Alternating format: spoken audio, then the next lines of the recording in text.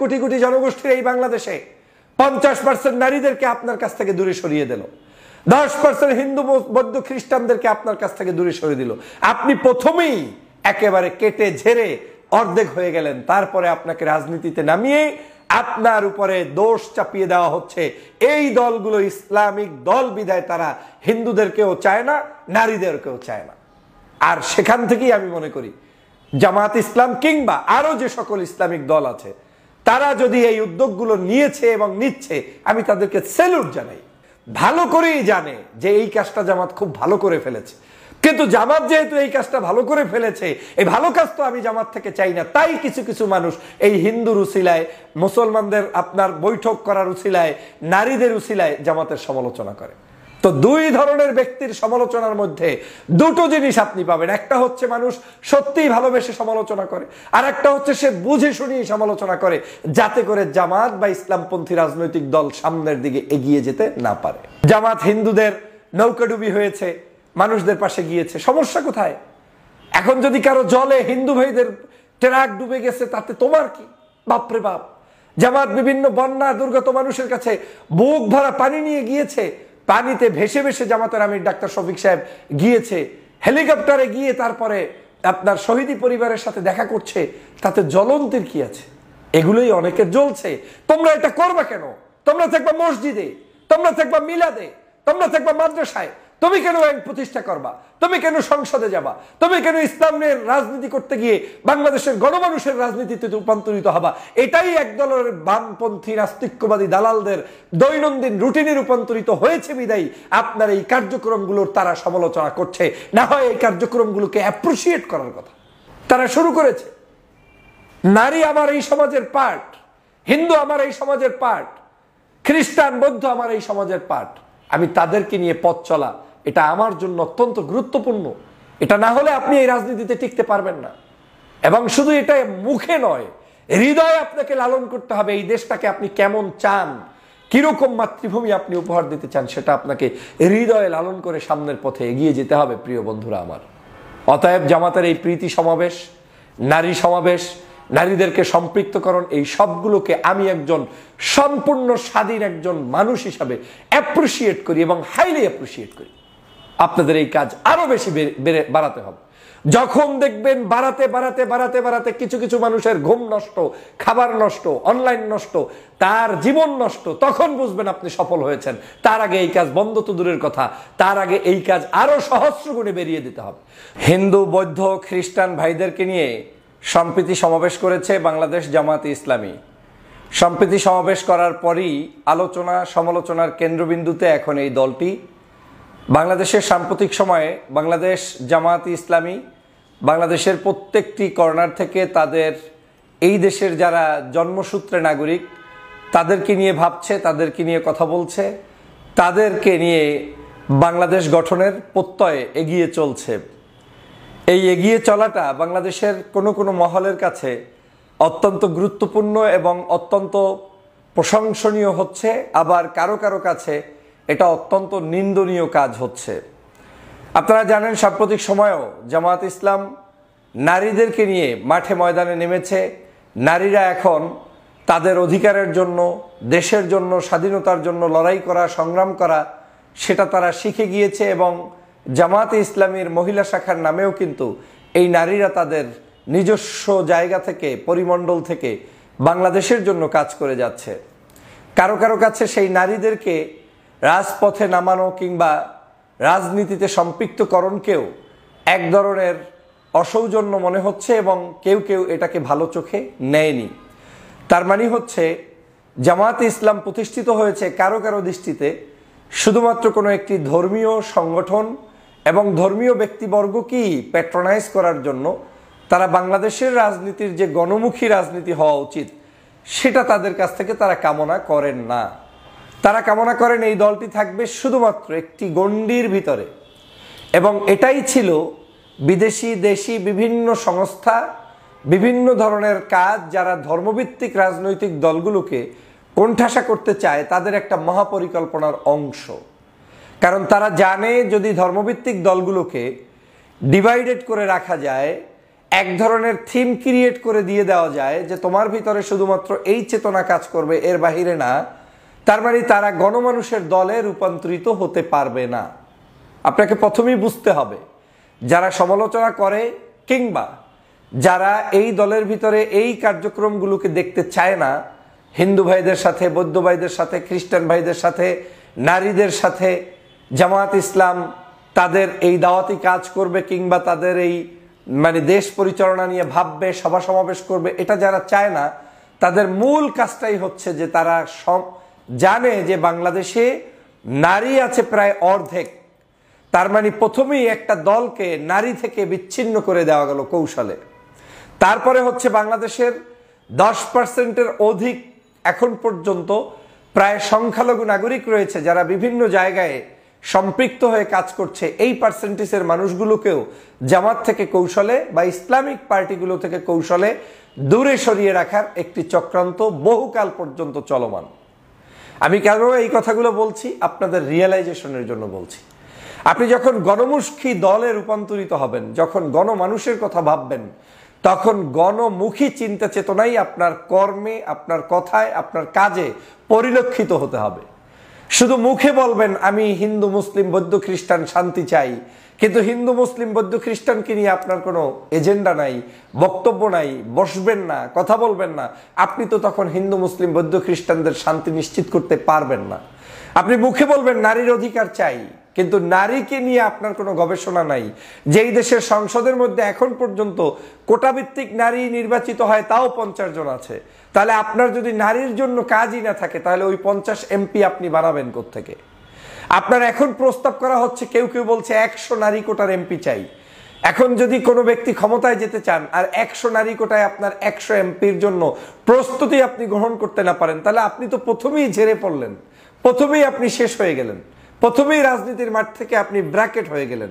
যেটা কেউ কেউ এই জামাত ইসলাম বা ধর্মভিত্তিক দলগুলো কাজ থেকে এভাবে করে করাতে চায় যাতে করে এরা গণমানুষের দলে রূপান্তরিত হতে না পারে। দ্যাট মিনস ওই জাতীয় মানুষদের মধ্যে যারা এরা যাতে সম্পৃক্ত হতে না পারে। মানে শুরুতেই আপনার পাও বেঁধে দেওয়া হলো, হাত বেঁধে দেওয়া হলো, এরপরে বলে দেওয়া হলো তুমি এখন ঝাঁপ দাও, সাগর পাড়ি দিয়ে তোমাকে সামনে গিয়ে জয়যুক্ত হতে হবে, যেটা কোনোদিনই সম্ভব না, যেটা বাস্তবতার সাথে কোনো মিল নেই। বন্ধুরা, আবার আপনারা জানেন যে আমাদের ধর্ম আমাদেরকে পালন করতে হবে। আমরা অন্য কোনো ধর্মকে আমার ধর্ম মনে করে পালন করব না। আবার অন্য ধর্মের লোকেরাও তার ধর্ম পালন করবে, আমারটা সে পালন করবে না, এটাই বাস্তবতা। এবং আমারটা সে কতক্ষণ পর্যন্ত ঈমান না এনে যদি পালন করে, সেটার মধ্যে কোনো ধরনের আপনার কি বলে মানে বাহবা পাওয়ারও কিছু নেই। আর এই ভালো গুণের জন্য তিনি হয়তো ধন্যবাদ পেতে পারেন, কিন্তু একটি ধর্ম বাদ দিয়ে আরেকটি ধর্মকে শুধু লোক দেখানো পালন করার মধ্য দিয়ে তার ধর্মের আদতে কোনো বড় কোনো অর্জন তিনি করেন না। এটা হচ্ছে বাস্তবতা। একজন ব্যক্তি মুসলমান না হওয়া পর্যন্ত সে যতবারই বলুক না কেন, ভালো ভালো গুণকীর্তন করুক না কেন, সে মুসলমান হিসেবে যে রিওয়ার্ড আমরা বিলিভ করি সেটা সে কখনোই পাবে না বা পাওয়া উচিত নয়। এটাই হচ্ছে বাস্তবতা। তার মানে কি দাঁড়ালো? ধর্ম ধর্মের জায়গায় কাজ করছে, হিন্দু হিন্দুর জায়গায়, মুসলমান মুসলমানের জায়গায়, আপনি আপনার জায়গায়, আমি আমার জায়গায়, যার যার জায়গায় সে তার কাজ করছে। কিন্তু একটা দেশ, এই দেশটা সবার। এই দেশকে নিয়ে ভাবতে গেলে আপনাকে হিন্দু মুসলমান বৌদ্ধ খ্রিস্টান প্রত্যেকের নিরাপত্তা শান্তি নিশ্চিত করার জন্য বসতে হবে, চলতে হবে, কথা বলতে হবে। যেহেতু তারা বাংলাদেশের চাকরিতে, অফিসে, আদালতে, শিক্ষায় বা কর্মক্ষেত্রে, আপনার সংসদের সমগ্র জায়গায় তাদের প্রতিনিধি কম বেশি আছে, সে কারণে তারা এই দেশের একটা পার্ট। আপনি জানেন যে বাংলাদেশে এই পার্টগুলো নিয়ে খেলানোর হয়, বিভিন্ন সময় ষড়যন্ত্র করা হয়, ধর্মভিত্তিক মানুষগুলোর মধ্যে দাঙ্গা লাগানোর পরিকল্পনা গ্রহণ করা হয়। অর্থই হচ্ছে এই দাঙ্গাগুলো দিয়ে একটি মহলকে টার্গেট করে কথা বলতে চায়। যেমন আপনি দেখবেন শান্তিপূর্ণ মিছিল, হঠাৎ করে আমাদের সেই শান্তিপূর্ণ মিছিলেও আমরা কেন কিছু কিছু জিনিসগুলোকে নিষিদ্ধ করি? আমরা বলি যে এটা নিয়ে আসা যাবে না, এটা করা যাবে না, কারণ ওই সিম্বলগুলোকে একটি গোষ্ঠী বিশ্বের কাছে একটি জঙ্গি ট্যাগ লাগানোর জন্য এই সিম্বলগুলো ব্যবহার করতে করতে এই সিম্বলগুলো নিয়ে আসার কারণে আপনার শান্তিপূর্ণ সমাবেশটাকে নষ্ট করতে চায়। কিন্তু এর মানে এই নয় যে ওই জিনিসটা আপনি চাল পারবেন না আপনার ব্যক্তি জীবনে গঠন করতে কিংবা আপনার ব্যক্তিগত চলাফেরার ক্ষেত্রে। তার মানে দাঁড়ালো যে আজকের এই বাংলাদেশে এই যে হিন্দু ভাইদের সাথে, খ্রিস্টান ভাইদের সাথে, অন্য ভাইদের সাথে মানে ধর্মভিত্তিক দলগুলোর যাতে সম্পর্ক না হয় সেজন্য বিভিন্ন কৌশলে তারা কাজ করে। তারা বারবার আপনাদেরকে ট্যাগিং দিয়ে বিদেশে বোঝানো হয় যে এই দলগুলো যদি ক্ষমতায় আসে তাহলে হিন্দুরা ভালো থাকবে না, খ্রিস্টানরা ভালো থাকবে না, মুসলমানরা মানে মানে এই দলমুখী যারা তারা ভালো থাকবে, কিন্তু জাতি গোষ্ঠীর মধ্যে বিভাজন তৈরি হবে। অর্থ হচ্ছে একদিকে আপনাকে ওদের সাথে মিশতে দিবে না, আবার সেটার উপর ভিত্তি করে আপনার অ্যাক্টিভিটিস কি বিদেশে ক্যাম্পেইন করে বিশ্ব দরবারে মাথা উঁচু করে তারা বলে বেড়াবে যে এদেরকে ক্ষমতায় আনলে জাতিগোষ্ঠীর কোনো নিরাপত্তা নেই। দেখেন অবস্থাটা। দ্বিতীয় আবার অবস্থাটা দেখেন, হিন্দু ভাইদের মন্দিরগুলো আমরা কেন পাহারা দেওয়া অনুভব করলাম? হিন্দু ভাইদেরকে নিরাপত্তা দেওয়া এটা আমাদের দায়িত্ব। আমরা কেন মনে করেছি? আমরা মনে করেছি আজকে যদি কোনো একজন হিন্দু ব্যক্তি আক্রান্ত হয়, বিনা আক্রান্ত অবস্থায় তাদের মানে বাংলাদেশের মুসলমানদের বিরুদ্ধে কিংবা বাংলাদেশের এখন যারা 5ই আগস্টের পরে দেশটাকে স্বাধীন করেছে তাদের বিরুদ্ধে বিভিন্ন দেশে বিদেশে বিভিন্ন বদনাম করা হচ্ছে বিনা আক্রমণে। আর আক্রমণ হলে কি দশাটা হইতো এখন আপনি চিন্তা করে দেখেন। সেই জায়গায় হিন্দু ভাইদের মন্দিরগুলো পাহারা দিয়েছে কে? বাংলাদেশের হুজুররা, বাংলাদেশের মুসলমানরা, বাংলাদেশের ইসলাম প্রিয় জনগণ। এখন যদি কেউ এটাকে মাসলা দিয়ে করেন যে আমার এই মন্দির পাহারা দিয়ে মন্দির এস্টাবলিশ করা হচ্ছে, না, মন্দির পাহারা দিয়ে মন্দির এস্টাবলিশ করা হচ্ছে না, বরং মন্দির পাহারা দিয়ে মন্দিরে যাওয়া মানুষদের নিরাপত্তা নিশ্চিত করা হচ্ছে এবং মন্দিরে যাওয়া মানুষদের অধিকার নিশ্চিত করা হচ্ছে। এবং আমি বিশ্বের সমগ্র মানুষের কাছে এটাই বার্তা দিচ্ছি যে আমার ধর্ম কাউকে নষ্ট করে না, সন্ত্রাসী করে না, ধ্বংস করে না, এবং আমরা তাদের নিরাপত্তা দেই। কিন্তু যদিও লোকটা আপনার ধর্ম পালন সেখানে করছে না, সে তার ধর্ম সে পালন করছে, আপনি আপনার ধর্ম পালন করছেন, কিন্তু আমরা সেই দায়িত্বটা পালন করতে গিয়ে একটা বার কিন্তু চিন্তা করি নাই যে এইটাকে কি পদ্ধতিতে জায়েজ করতে হবে। না, পদ্ধতি একটাই, আমরা সম্প্রীতির বাংলাদেশ চাই। আমরা, আমার ধর্ম হচ্ছে শান্তির, সেই শান্তির বাণী আমরা পৌঁছে দিয়েছি। কিন্তু সেখানেও কিন্তু দেখবেন বিভিন্ন জায়গায় ষড়যন্ত্র চলমান রয়েছে। আমরা যখন সেখানে সফল হয়েছি নিরাপত্তা দিতে, তারপরেও দেখবেন একটি গোষ্ঠী কিন্তু সেটাকে ভিন্ন খাতে প্রভাবিত করতে চেয়েছে। যেমন হিন্দু ভাইদের মধ্যেই দুই একজনকে কেউ না কেউ শিখিয়ে দিয়েছে যে তোমরা বলো যে আমাদের এই জায়গায় এত নিরাপত্তা কেন।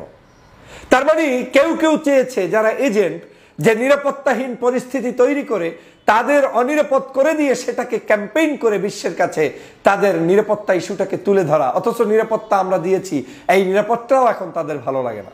অর্থ হচ্ছে ষড়যন্ত্র কাজে লাগাতে পারে নাই। আমি যে জায়গাটা বুঝাতে চাচ্ছি সেটা হচ্ছে বাংলাদেশের ধর্মভিত্তিক দলগুলো যেই কাজগুলো তাদের করা দরকার সেই কাজগুলোই এখন অনেকে করতে গেলে সন্দেহ পোষণ করে, বন্ধ রাখতে চায়, তাদেরকে সেদিকে এন্টার করতে দিচ্ছে না। এর মূল প্রথম ষড়যন্ত্রটা হচ্ছে তারা চায় না যে আপনি তাদের সাথে সম্পর্ক করে আপনার ভোট ব্যাংক তৈরি করেন, আপনার মানুষের সাথে সম্পর্ক তৈরি করেন, আপনার আস্থা অর্জন করেন, এটা তারা চায় না। এর প্রথম কারণ হচ্ছে দাড়ির রাজনীতি, টুপির রাজনীতি, হুজুরের রাজনীতি, ইসলামের রাজনীতি। ইসলামপন্থী মানুষদের সাথে আবার হিন্দু বসবে কেন? ইসলামপন্থী রাজনীতির সাথে আবার নারীরা বসবে কেন? তার মানে ইসলামটাকে এমন ভাবে ব্র্যাকেট করে দেওয়া হয়েছে যে ইসলামিক দলগুলো থাকতে পারবে, চলতে পারবে, কিন্তু তারা কখনোই হিন্দুদের সাথে কিংবা নারীর সাথে তাদেরকে নিয়ে রাজনীতি করতে পারবে না। এটা একটা ট্যাগ তারা লাগাতে চাচ্ছে। তাতে তাদের ফায়দা, বিশাল ফায়দা। লক্ষ লক্ষ জনগোষ্ঠীর, কোটি কোটি জনগোষ্ঠীর এই বাংলাদেশে 50% নারীদেরকে আপনার কাছ থেকে দূরে সরিয়ে দিল, 10% হিন্দু বৌদ্ধ খ্রিস্টানদেরকে আপনার কাছ থেকে দূরে সরিয়ে দিল। আপনি প্রথমেই একেবারে কেটে ঝেড়ে অর্ধেক হয়ে গেলেন। তারপরে আপনাকে রাজনীতিতে নামিয়ে আপনার উপরে দোষ চাপিয়ে দেওয়া হচ্ছে এই দলগুলো ইসলামিক দল বিধায় তারা হিন্দুদেরকেও চায় না, নারীদেরকেও চায় না। আর সেখান থেকেই আমি মনে করি জামাত ইসলাম কিংবা আরো যে সকল ইসলামিক দল আছে তারা যদি এই উদ্যোগগুলো নিয়েছে এবং নিচ্ছে, আমি তাদেরকে স্যালুট জানাই। হীনমন্যতা কি আছে? এই বাংলাদেশে প্রত্যেকের অফিসে যায়। আমরা প্রায় দেখি গরু কোরবানি হয়, নামাজ হয় কারো কারো অফিসের সামনে, আবার ওই অফিসগুলোতে বাংলাদেশের রাজনীতিবিদদের সবাই গিয়ে উপস্থিত হয়ে উদ্বোধন করে। এটা বাংলাদেশের তার রাজনৈতিক কৌশলে রূপান্তরিত হয়েছে। তো একটি রাজনৈতিক দল তার রাজনীতিতে হিন্দু ভাইদেরকে ডাকবে, মুসলমানদেরকে ডাকবে, নারীদেরকে ডাকবে, তাতে আপনার আমার অস্থিরতার কি আছে? বরং যারা অস্থিরতা দেখাচ্ছে আমি মনে করি তারা দেশ বিরোধিতার পরিচয় দিচ্ছে এই অর্থে যে তারা মূলত এই সংগঠনগুলোকে ওই জায়গায় এন্টার করতে দিচ্ছে না। আমি অবাক হই, আমি সত্যিই অবাক হই। আপনি মনে মনে কামনা করেন জিন্দাবাদ জিন্দাবাদ, আমাকে ক্ষমতায় আসতে হবে, আলেমরা যদি একবার ক্ষমতায় আসতে পারতো, ইসলামপন্থীরা যদি একবার আসতে পারতো, মানুষ কোনো শান্তিতে থাকতো। কিন্তু একবার আপনার কাছে ম্যাথমেটিক্যাল অ্যানালাইসিস নাই যে আপনার এই রাষ্ট্র ক্ষমতায় আপনাকে আসতে হলে কোন কোন জায়গায় কাজ করতে হবে। আমি তো অ্যাপ্রিসিয়েট করি জামাতকে, যে জামাত বিভিন্ন ওয়েতে আজকের এই কাজগুলো করছে। আজকের বাংলাদেশের অনেকেই বাংলাদেশ জামাত ইসলামীর উদারতা নিয়ে বিগত দিনে প্রশ্ন তুলতো। আমি এই কথাগুলো কেন বলছি? শুধু জামাত নয়, ইসলামী আন্দোলন সহ সকল ইসলামপন্থী রাজনৈতিক দলের উদ্দেশ্যে এই বক্তব্যগুলো আমি দিচ্ছি যাতে তারা আগামীর বাংলাদেশে বাস্তবতার আলোকে চলতে পারে। সেজন্য কেন বলছি? আমরা সবাই বলি যে জামাত উদারতা না, রোকন ভিত্তিক এমপি কিংবা অমুক ভিত্তিক এমপি কিংবা তমুক ভিত্তিক এমপি। আর যখনই তারা উদার হয়ে আবার কিছু কিছু মানুষকে নমিনেশন দিতে চায়, ধর্মভিত্তিক বিভিন্ন সংগঠনগুলো থেকে মানুষদেরকে ডেকে আনতে চায়, তখন আবার সেটাকে নিয়েও বা নারীদেরকে ইনভলভ করতে চায়, সেটাকে নিয়েও আবার অনেকের মধ্যে জ্বালাপালা শুরু হয়। এখন এটা দুই ধরনের মানুষ আছে জ্বালাপালার। প্রথম ধরনের মানুষ হচ্ছে না বুঝে কিছু মানুষ আছে যারা সত্যিই দলটাকে ভালোবাসে, তার কাছ থেকে অনেক কিছু কামনা করে যেগুলা একেবারে সুতায় সুতায় মিলে যাবে তার মতো করে, অথবা সে যেটা মানদণ্ড নিজেকে বিশ্বাস করে সেই মানদণ্ড অনুযায়ী চলবে, এরকম একটা ভদ্র ভালো চিন্তার আলোকে। আর কিছু মানুষ আছে ভালো করেই জানে যে এই কাজটা জামাত খুব ভালো করে ফেলেছে, কিন্তু জামাত যেহেতু এই কাজটা ভালো করে ফেলেছে, এই ভালো কাজ তো আমি জামাত থেকে চাই না, তাই কিছু কিছু মানুষ এই হিন্দুর উসিলায়, মুসলমানদের আপনার বৈঠক করার উসিলায়, নারীদের উসিলায় জামাতের সমালোচনা করে। তো দুই ধরনের ব্যক্তির সমালোচনার মধ্যে দুটো জিনিস আপনি পাবেন। একটা হচ্ছে মানুষ সত্যিই ভালোবেসে সমালোচনা করে, আর একটা হচ্ছে সে বুঝে শুনিয়ে সমালোচনা করে যাতে করে জামাত বা ইসলামপন্থী রাজনৈতিক দল সামনের দিকে এগিয়ে যেতে না পারে। আপনাদেরকে সতর্ক হতে হবে, দেশবাসীকে ঐক্যবদ্ধ হতে হবে, ধর্মভিত্তিক রাজনৈতিক দলগুলোকে আরো বেশি বেশি কথা শুনে তারপরেও মাঠে টিকে থাকার কাজ করতে হবে। জামাত হিন্দুদের নৌকাডুবি হয়েছে, মানুষদের পাশে গিয়েছে, সমস্যা কোথায়? এখন যদি কারো জলে হিন্দু ভাইদের ট্রাক ডুবে গেছে তাতে তোমার কি? বাপরে বাপ। জামাত বিভিন্ন বন্যা দুর্গত মানুষের কাছে বুক ভরা পানি নিয়ে গিয়েছে, পানিতে ভেসে ভেসে জামাতের আমির ডাক্তার শফিক সাহেব গিয়েছে, হেলিকপ্টারে গিয়ে তারপরে আপনার শহীদি পরিবারের সাথে দেখা করছে, তাতে জ্বলন্তির কি আছে? এগুলোই অনেকের জ্বলছে। তোমরা এটা করবা কেন? তোমরা থাকবা মসজিদে, তোমরা থাকবা মিলাদে, তোমরা থাকবা মাদ্রাসায়, তুমি কেন আইন প্রতিষ্ঠা করবা? তুমি কেন সংসদে যাবা? তুমি কেন ইসলামের রাজনীতি করতে গিয়ে বাংলাদেশের গণমানুষের রাজনীতিতে রূপান্তরিত হবা? এটাই একদলের বামপন্থী নাস্তিক্যবাদী দালালদের দৈনন্দিন রুটিনে রূপান্তরিত হয়েছে বিদায়ী আপনার এই কার্যক্রমগুলোর তারা সমালোচনা করছে। না হয় এই কার্যক্রমগুলোকে অ্যাপ্রিসিয়েট করার কথা। আমি তো হাইলি অ্যাপ্রিসিয়েট করি। এবং যদি আপনি খোঁজেন সকল মানুষের ত্রুটির ঊর্ধ্বে মানুষ নাই। অবশ্যই আমাদের প্রত্যেকটি ভালো কাজের মধ্যে কিছু না কিছু মন্দ কাজ থেকে যেতে পারে, সেটা আলোচনায় আসতে পারে, সমালোচনা হতে পারে। কিন্তু আমি বিশ্বাস করি বাংলাদেশের আগামীর রাজনীতি, লম্বা সময়ের রাজনীতিতে যদি কেউ সত্যিকার অর্থে ভূমিকা পালন করতে চান, তাহলে আপনাকে এখন থেকে ইন্টেলেকচুয়াল জায়গায় কাজ করতে হবে, যেটা জামাত শুরু করেছে। এবং আমি দেখেছি ইসলামী আন্দোলনেরও কিছু কিছু কার্যক্রম যেটা আমাকে সত্যিই পছন্দ করছে, তারা শুরু করেছে। নারী আমার এই সমাজের পার্ট, হিন্দু আমার এই সমাজের পার্ট, খ্রিস্টান বৌদ্ধ আমার এই সমাজের পার্ট। আমি তাদেরকে নিয়ে পথ চলা এটা আমার জন্য অত্যন্ত গুরুত্বপূর্ণ। এটা না হলে আপনি এই রাজনীতিতে টিকতে পারবেন না। এবং শুধু এটা মুখে নয়, হৃদয়ে আপনাকে লালন করতে হবে এই দেশটাকে আপনি কেমন চান, কিরকম মাতৃভূমি আপনি উপহার দিতে চান, সেটা আপনাকে হৃদয়ে লালন করে সামনের পথে এগিয়ে যেতে হবে প্রিয় বন্ধুরা আমার।